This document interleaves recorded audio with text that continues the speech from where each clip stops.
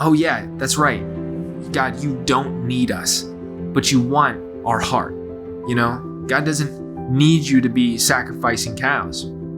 It's part of the law, but he wants your heart first.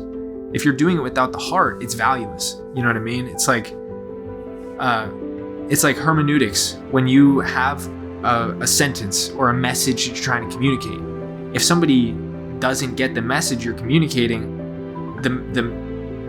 the communication is almost valueless because they're not picking up what you're trying to say. And so it's like if your heart's not in it, the sacrifice is valueless. It's not a real sacrifice, if that makes sense, because you're doing it for your own benefit.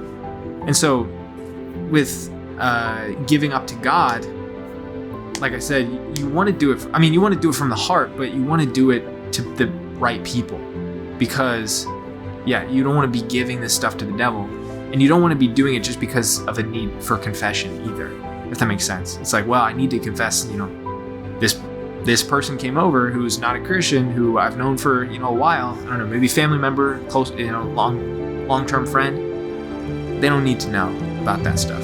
It's almost like I've heard it put, it's like a spiritual whip. Yeah. You don't want the spiritual whip, and he will use it if you don't learn from what you're doing, and he will nudge you only so many times until he finally sees, all right, this person's not listening. I'm gonna hand them over to their sin. Do you find when it comes to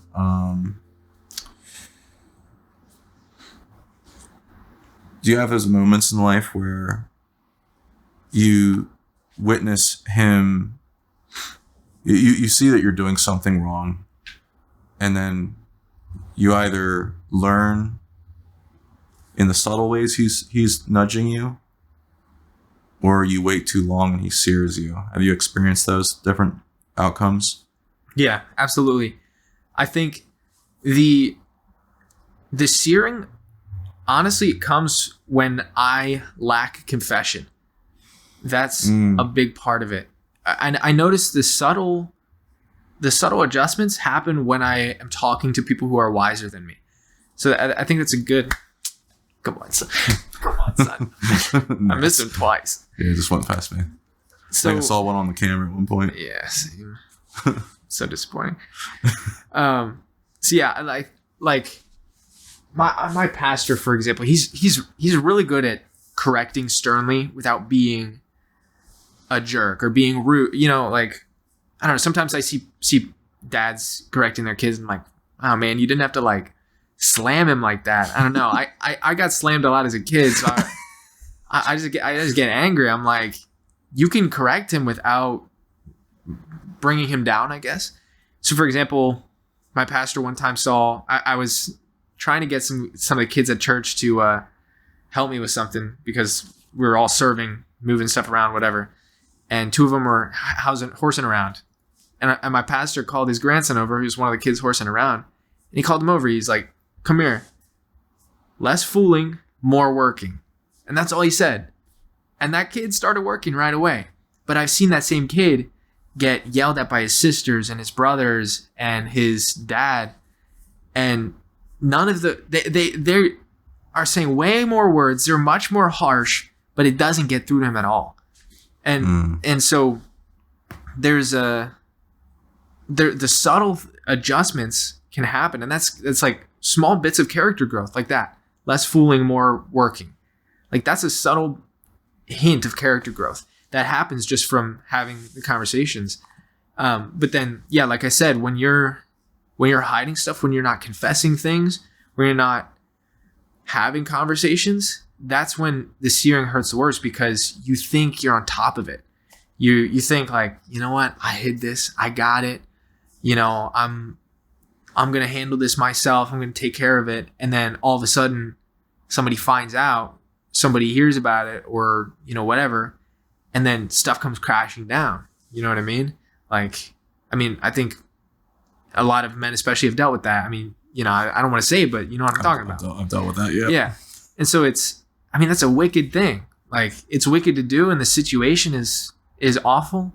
Like, nobody wants to go through that. But also nobody should be watching porn, at the same time. So it's like I said, those searing moments I feel like are most often just because we are sticking to ourselves, I guess. And that's that give it up to God sort of thought as well, where sometimes people are like, well, how do I give this up to God? Well, just don't hold it in. Like at the very least, don't hold it in. Actually talk to somebody. Actually talk to somebody wiser than you, if that makes sense. Do you feel like giving it to God is it bringing it to other people? How much of it is bringing it to other people, and how much of it is lamentation prayers with God, or is it both? It's definitely both. I would say bringing it to the right people, especially. You don't want to bring it to somebody who's going to use it against you, because then you're giving it to the devil at that point. Yeah, you're giving him a weapon. So you need to trust the people. Like we've had that conversation with how much should you share in terms of when you're a leader of other people. There are certain things that people need to hear, that certain people need to hear, but not everybody. So you can have those conversations with these people and then leave it out of the big picture, because they're not in the need to know. So for example, I was reading Psalm 50. Our pastor was preaching on Psalm 50. And there's a section where it talks about these people are giving sacrifices, and they're kind of doing these things to like earn the favor of the Lord, earn the pleasure of the Lord, but their hearts aren't in it. They're just doing the action. And God says, essentially, all of this land is mine. All these cows are mine. All the things that you're sacrificing, it belongs to me. I created it. I'm the owner of it. And there's this one verse that it like struck me so hard. And I think about it every single day. If I was hungry, I would not tell you. That's what God says to the people. And it's like, dang, that's like humbling. You know what I mean? It's like, oh yeah, that's right. God, you don't need us, but you want our heart. You know, God doesn't need you to be sacrificing cows. It's part of the law, but he wants your heart first. If you're doing it without the heart, it's valueless. You know what I mean? It's like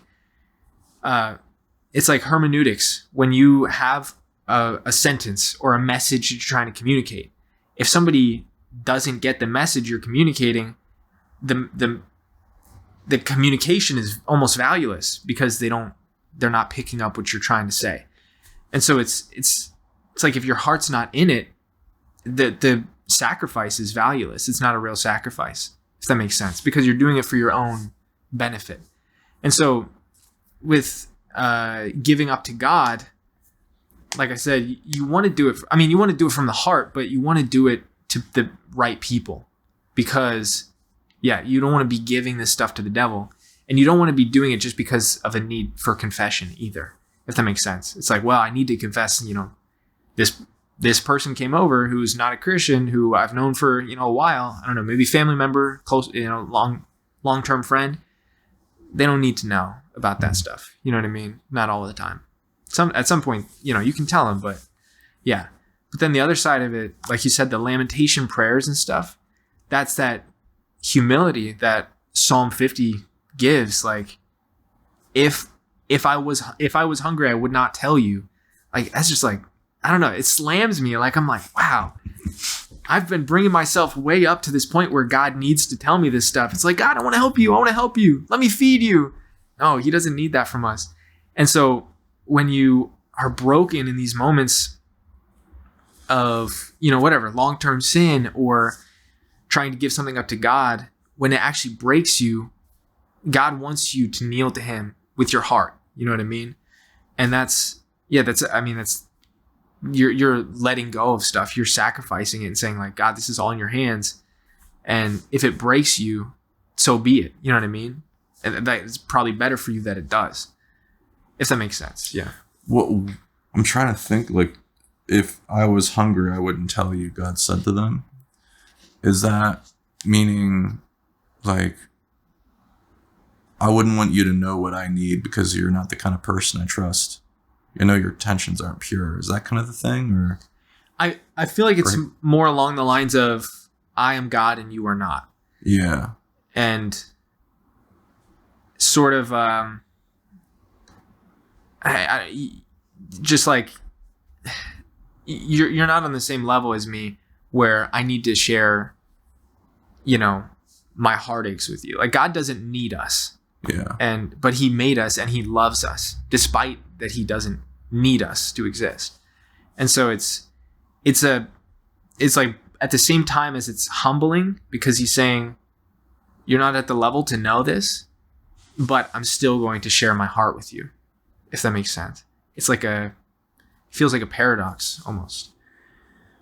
But I think, John chapter 2 talks about people who believed in Jesus because of his signs, but Jesus didn't entrust himself to them because he knew that they only believed because of his signs. Like, they didn't have real faith. It was just like they want to see him do more miracles, essentially, or they want him to do a miracle for them. And so they're following Jesus, but not because their heart's in it, because their heart is in themselves. So it's Psalm 50, I think, is a similar concept. Like, your heart is in yourself. Your heart isn't for me. Why would I share my burden with you?